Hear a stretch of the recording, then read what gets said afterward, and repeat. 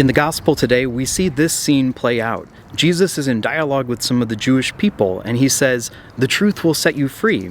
They then respond and say, "Well, what are we enslaved to? We're not aware of anything." And then he says, "Anyone who sins is a slave of sin." Now, they don't seem to want to take that truth. They continue this argument with Jesus and continue to go on. And isn't it true that sometimes we're the same way? Sometimes when we think about the sins that we do, we think, oh, well, I'm not is enslaved by it, or how could this hurt anybody? I mean, it's just me that's committing the sin. But let Jesus speak the truth into that.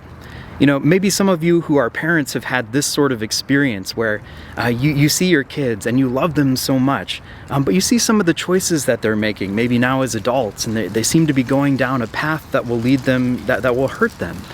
And you, out of love for them, you want to tell them, hey, don't go down that path because I know it's going to lead to something that will be harmful for you. Well, God looks at us in the same way as his beloved children, and he knows the truth of sin, which is something maybe we don't quite fully understand, but something he knows. He knows the way that it hurts us. He knows the way that it hurts the people around us, and he's looking at us as his children and saying, I don't want you to go down that path because I know that path leads to hurt for yourself and for other people. And so he lovingly corrects us and says, no, I want you to live in freedom. I want you to live in freedom and joy, free from sin. So, in light of today's gospel, I think it can be a great grace for us to pray for, all in the great understanding of God's great mercy for us. Ask him for the grace to see the truth about our sin, to see the way that it hurts ourselves and the way that it hurts other people. Because when we're able to see that, and we can then entrust all of that to his mercy, which will cover it all, and through his mercy, he'll forgive it all.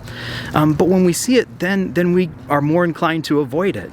And in avoiding it, we'll be able to live in the truth, knowing the harm that sin causes us, and that truth will set us free. Will set us free to live the life of joy that Jesus has offered to us, the life of Christ, where he knows what is truly good for us.